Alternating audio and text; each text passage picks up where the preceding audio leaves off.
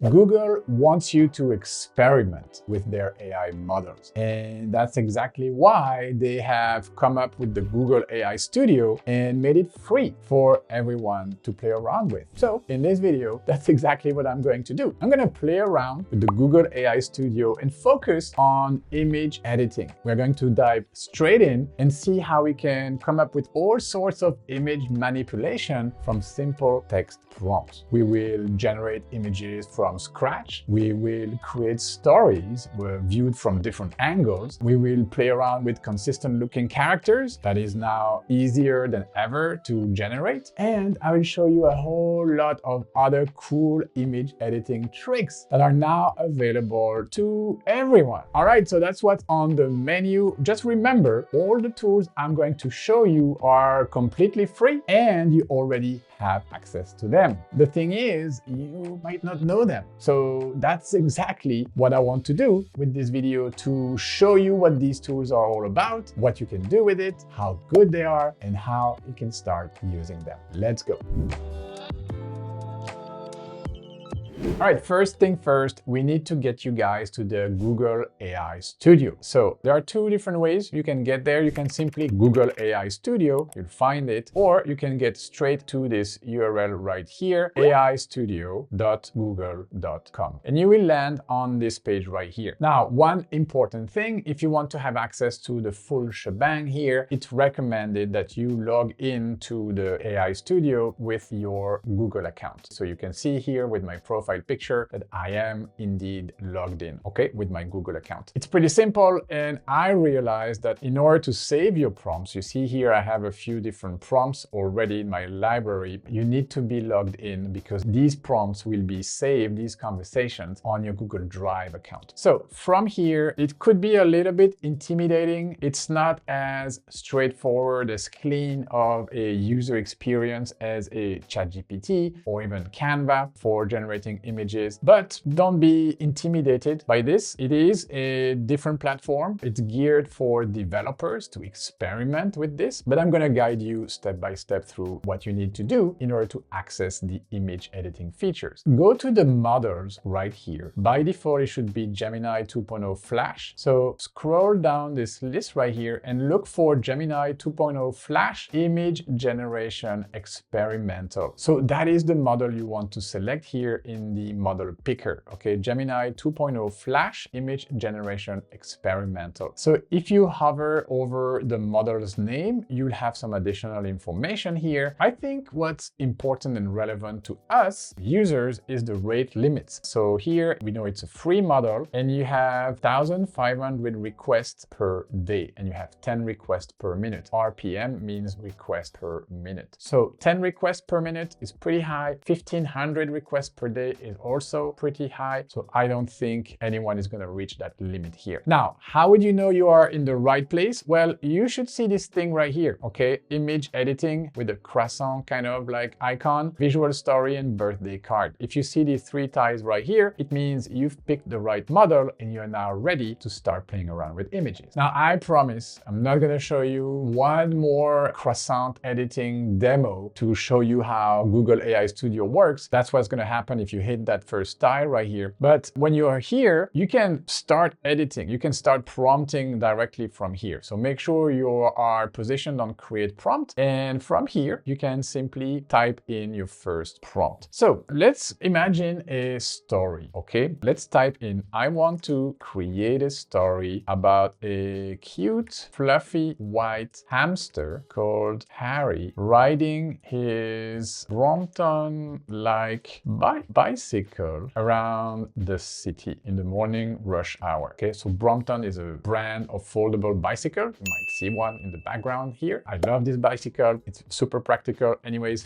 nothing to do with this video, but Harry is riding a Brompton-like bicycle and he's in the morning, maybe going to work. We don't know exactly where Harry is going. So I want to ask, generate first establishing scene of Harry. So that is my prompt and I'm going to run it right here. Look at this. We have the first photo right here, more like photorealistic. So that took about 4.2 seconds. All right, we see the fluffy white hamster, that's correct, is riding a Brompton-like bicycle. I'm not sure how he or she reaches the pedals here because it has very short legs. So that's not bad. We have some ideas, but I want to change the style for something more like Pixar 3D animation style. I think that would work better. And also I would like the hamster to actually touch the pedals, right? So I'm gonna use the box right here to continue prompting. That's good, but I would like my images to be in the style of Pixar animated 3D characters. Also, Harry's feet need to be touching the pedals of his Brompton bike. So let's see, I'm gonna run this second prompt. It didn't really change the style of the image, but it made the hamster's leg and body better positioned on the bike. And you see, it didn't change the color of the bike or anything, so I have my consistency going on here. The image of the city seems to be the same as the first one as well, so I like that. I'm not changing and regenerating an entire image here, I'm just editing a specific image based on the prompt. Okay, it didn't really consider my Pixar animated 3D characters, but it's okay. I should have said that in the first prompt, I believe. Maybe what I will do, I will create a new prompt, copy this one right here. I'm playing around here, I'm experimenting, excuse the mistakes. I just want to show you the real deal here and how it feels to work with this tool. So I have copied the prompt. What I want to try is to add the style of my image from the beginning, from the first frame in a new conversation. Okay, so I'm gonna create a new prompt. This time I'm gonna paste the same prompt. I want to create a story about a cute fluffy hamster, blah, blah, blah. Here I'm adding one line. The images are in the style of 3D animation like a Pixar movie. Okay, now let's run this prompt and see if the model has understood what I wanted here. Okay, I have a very different result, but this is not 3D animation. This is cartoon. So let's see. This looks more like a 2D cartoon. Can you make it 3D? Let's see if it understands. One thing here is that when you hit enter, it's actually not running the prompt. You need to have like your command enter to actually run the prompt, or click the blue button. Okay, now we are talking. So this is more 3D kind of animation. We see the texture of Harry. Harry is suddenly much bigger. We still have the Brompton bicycle right here, which is quite accurate, and that's pretty good. So yeah, now we have the two different styles here. Let's go and validate the first one. I validate this 3D style.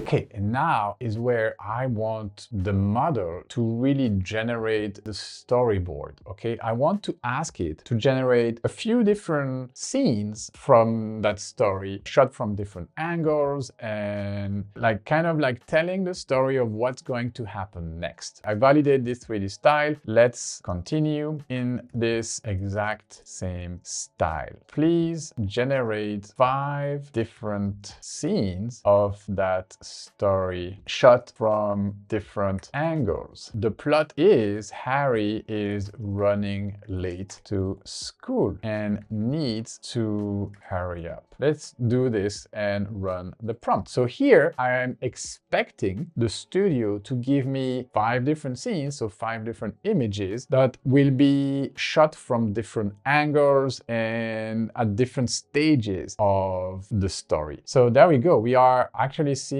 this evolving in front of our eyes. Scene number 1, low angle action shot. Description, dynamic low angle. So there is an entire prompt here. You can see the determination on his fluffy face, his whiskers slightly blown back by the imagined wind. Let's see this image in a little bit bigger size. So that's pretty cool. I can see that it's not perfect, like the hamster is quite big compared to the bike, so the feet are not touching the pedals, but I kept the consistency. So from here, I can see different options that I offered to me right here. I can download this image if I wanted to. I can close the window. Yeah. And then we move over to scene number 2. We see different cars. You see this green car, a yellow car that seems to be the same as this one. So we see some consistency. Here we see a reverse shot, like over the shoulder shot of Harry. And if we look at this image and this image, it's pretty consistent. If we look at the scene in the background or even the texture of Harry, so without any effort, we have created a consistent character and we are evolving through the story in a specific environment. So that looks pretty cool. Scene number 3, wide shot from across the street, and we can see the busy street now with people walking, more buses and cars and people. Scene number 4, close up on Harry's face. Okay, seems to be a bit worried here. We can see he's holding the handles of the bike, so that's pretty cool. We can see Harry from closer this time for the first time. A tight close-up on Harry's face as he glances at an imaginary watch on his wrist. Okay, we don't see that movement nor the watch, but that's understandable. And then we can see, final scene, Harry is kind of stuck in traffic here with his little bike and he's probably gonna run late to school. All right, so this was pretty amazing. Like, I didn't prompt much. Like you see, my original prompt was like 4 lines. I have a character and a style of character that I decided to go for, and the studio like stuck with it. Okay, so I have my character consistent across the different images, and it took the decision to create the scenes with specific angles. Okay, so what I'm trying to do here is to continue the story from scene number 3 and modify this scene number 4, where Harry seems to be kind of freaking out and realizing he is going to arrive late at school if this continues. I would like the scene number 4 to be about Harry glancing at its watch, and it's not working. Okay, so I'm stuck here. I have tried to branch out. So if you click here, the 3 little dots, you can branch from here. I did that, and then what happens is that the studio creates a separate conversation. You see, it's branch of Harry's morning story right here. So this is where we are, scene number 3. Okay, so I could prompt again from here, from this branch. So branching means you kind of duplicate the conversation, the prompt, and we are going to take a different path from here. So that's pretty cool because we don't lose what's before. So now I can prompt. Great. Now create scene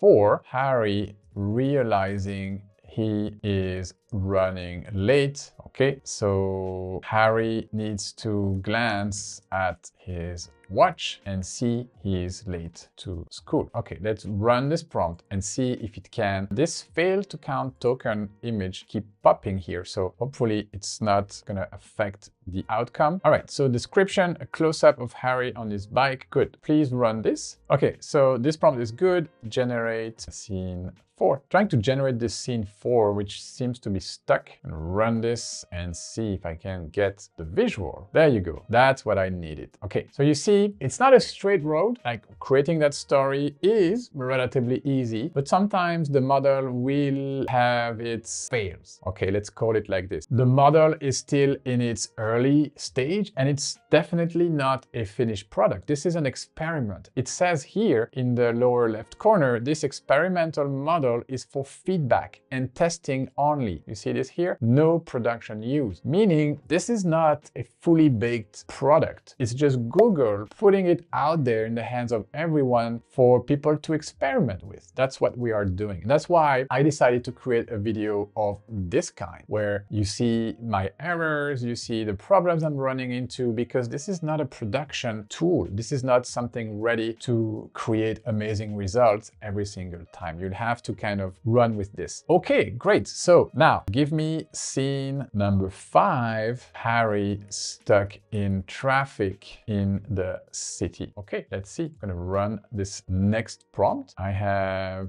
okay, eye level trapped in the gridlock. Yes, that's great. And there you go. Now I have Harry trapped in the traffic and he is aware he's going to run late to school. Okay, we could continue that story. I would love to see Harry arriving. Now an ellipse and show me the scene of Harry arriving in his classroom with the teacher being mad at him for being late. Okay, let's see if we can get the final, kind of like the conclusion of this story. Inside the classroom, the late arrival. Description, the shot. Okay, the model response was blocked, something. Okay, why? So I'm gonna copy this because I think I liked it. I'm gonna refresh this, see if I can just continue. Model response was blocked, please clear your chat. Okay, I'm gonna clear the chat. So you see there is a little brush icon right here, clear chat. Okay, I'm gonna clear the chat and paste scene number 6 and run this to see. I hope I'm not losing all the consistency. I'm getting this error message. What's going on? Content not permitted. Okay, what in that prompt could be potentially harmful, or shut the fucking doorway brightly, backpack, bicycle holding, likely comical expression, teachers looking down, large white bird. So let's edit this. Okay, I'm gonna remove the picture style. I'm going to just write 3D animation. Maybe it's a problem of the copyrighted word. Stop editing. Okay, so it's edited. Can you just run this prompt, please? Okay, I'm gonna ask it one more time. After I refresh, the model response was blocked. Okay, so it's not great. Would have loved edit the safety settings. Okay, civic integrity. Maybe it's too sensitive. I don't know. Could I please delete? No. Okay, rerun. Let's see if it works now. No, it doesn't work anymore. Anyways, would have tried. I would have loved to see that final scene. Maybe I can come back to my earlier conversation, the one right here, and just paste scene number 6. I'm gonna run this one last time. If it doesn't work, well, I would kind of have to admit that Harry is never gonna arrive to school. Oh, there you go. Harry now has glasses. He arrived to school and we can see his classmates right here. The bicycle is still red, but it's not in a good shape. Maybe he had an accident, or maybe he started folding his Brompton bicycle, but there you go, Harry arriving to school. My verdict of this first use case of the Google AI Studio is, first, it's not a straight line, right? You've seen me run into a bunch of different problems, but still, like, the tool is quite powerful because with very minimum effort from my side, I was able to generate a storyboard. Now, if I had done my homework, if I had a precise scene-by-scene description of what I wanted, I'm sure this would have turned out being much better than what it was. It was kind of improvised on the fly. But I'm pretty optimistic about this tool. Now, remember, it's a free tool. So yeah, it allowed me character consistency, kind of. At the end, Harry had glasses and looked slightly different, but that's because I had to reload the conversation. And up until then, it was great, right? Up until like this last prompt, and probably lost something in translation here. So pretty good character consistency, ease of creating and generating different scenes with not only character consistency, but environment consistency. So that was really cool. Now, I would like to show you something completely different, another use case for the Google AI Studio. Let's try something completely different, all right? I want to show you how you can use an existing photo of yourself or of anyone, it doesn't really matter, or even a generated photo. Like in my case, I'm gonna use this photo right here that I generated with Headshots, this Canva app I talked about on the Canva channel that allows you to generate hyper-realistic photos of yourself. If you're into that and see how you can train a model on a set of your photos, and then with prompt generate all sorts of photos of yourself, I suggest you go to the Canva channel and watch this video over there. It was pretty popular. But yes, here, this is the photo I'm gonna use. You see, I have a cosmonaut outfit, an astronaut outfit, but it has an American flag on the sleeve. I'm not American, I'm a Belgian citizen. So I would like this flag to be a Belgian flag from my country, not this one. All right, so I have two options. I can download the photo, or I can simply screenshot the photo, which is what I'm gonna do here. It doesn't need to be perfect. Okay, just screenshot this. And I'm gonna come over my new window right here, my new prompt. I'm gonna paste the photo. You see, I just dragged it before it disappeared from my screenshot, like a temporary appearance right there. And I'm gonna say, change the American flag on the suit for a Belgian flag.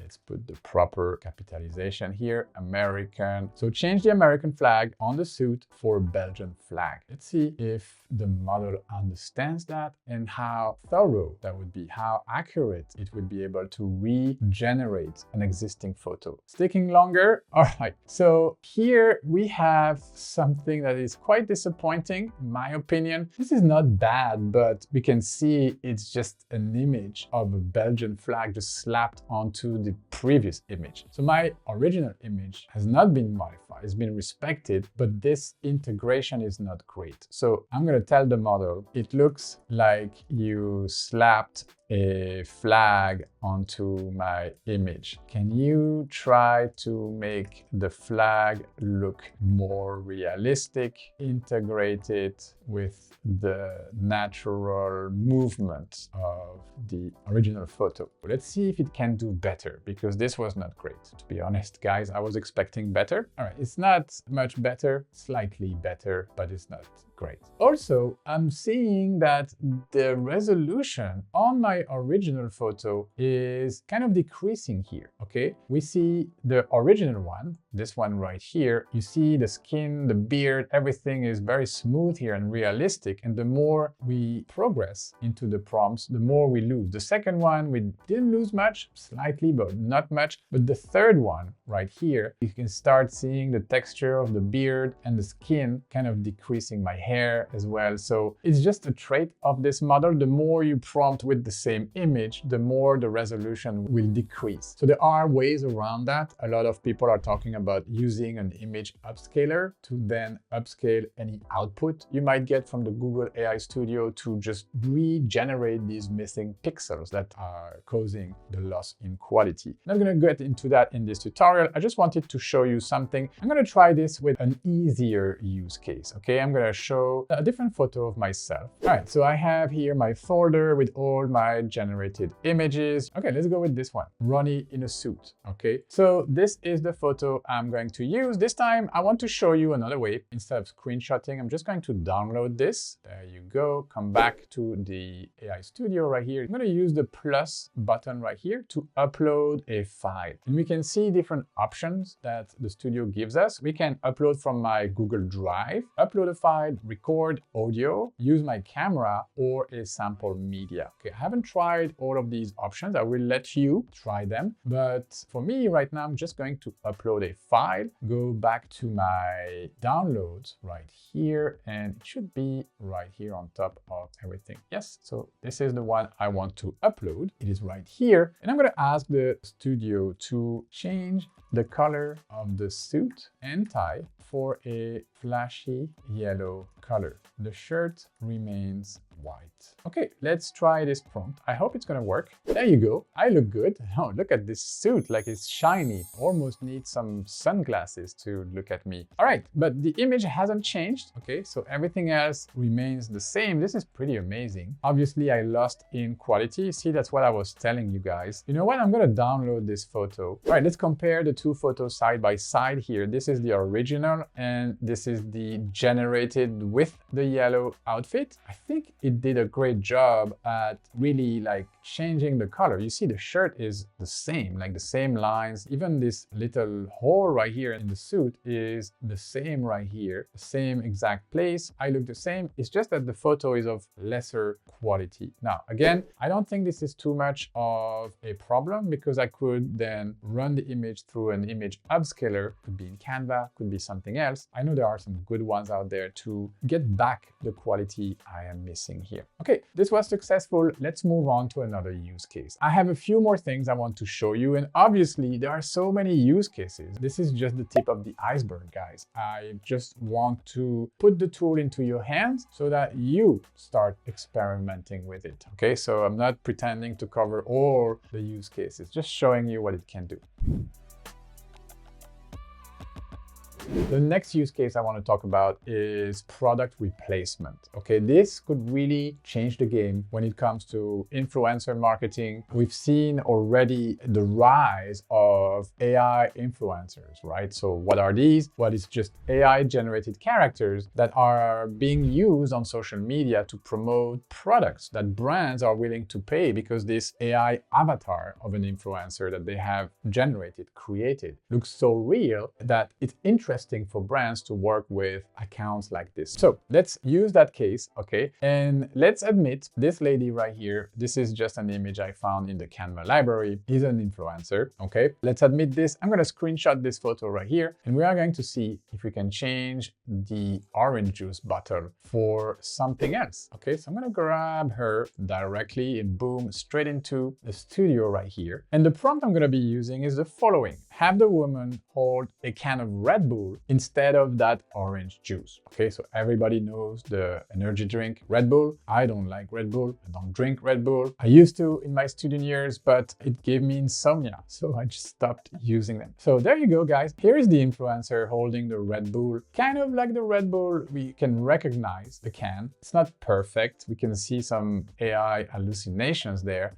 but this is pretty close, I would say. Like everybody will recognize this is a Red Bull can, right? So now let's try something else. Maybe instead of a Red Bull, now try a bottle of water. Okay, see if it works. And you see, I didn't rephrase the entire prompt. I just asked for the next object to be placed in there. Yeah, there you go. I have my bottle of water and the hands looks good. See, usually AI generated hands on products could look very weird, but this time it did a pretty good job at keeping the hand kind of natural. And if we come back to the original photo, we see the hand has some different like positions, okay? So it adapts, it fits the actual object it's holding. So for me, this one experiment was definitely a success. I could see how this could become a thing, you know, to just insert products into images and change these images at will just with a single prompt. So very impressed by this one.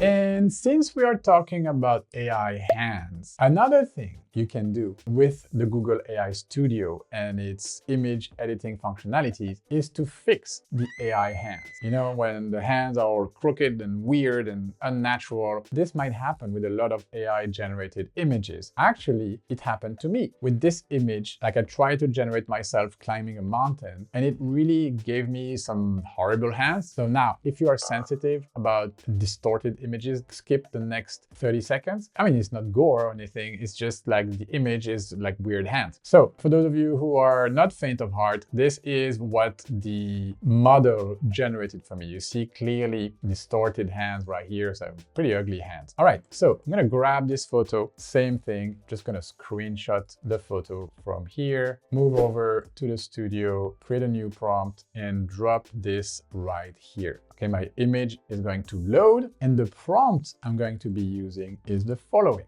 Okay, fix the hands of this character, add the missing fingers and respect proper proportions and natural position or positioning of the fingers. Okay, let's see if AI can fix AI hands. Okay, so that would be pretty cool because I like this photo. I mean, obviously it's not me, like I don't have this kind of big muscles, but hey, have a look. These are my new hands and they look great. Okay, so maybe not hyper realistic in the sense that, I mean, I'm not gonna climb very high with this kind of grip, but they fixed my hands, right? Like they were all crooked and weird and ugly and now they look okay. Maybe this one, the nail here, if we really want to go into detail, the first one looks great. The second one, maybe not so much, but it's definitely better than the original photo, which I'm not gonna show you again because I don't want you to have nightmares. Now, this is where I'm going to leave it, guys, but there are so many other use cases you could do with the Google AI Studio. You could use these features to colorize black and white images or restore old images that you might have. You might scan them or take a picture of them and maybe recolor a photo of your grandparents that you found in the attic. Who knows? Also, I've seen a lot of other YouTubers demo how you can continue adding to a specific image. For example, you have an image that is a sketch of a scene and you want the studio to add a new element in that existing photo, but in the style of the overall photo. The studio is very good at editing in context. So you don't need to explain the context. It will recognize the style of your original photo and add a character, an object, or something new in that picture with a consistent style from the original picture. picture. So I've seen that it works pretty well. All right,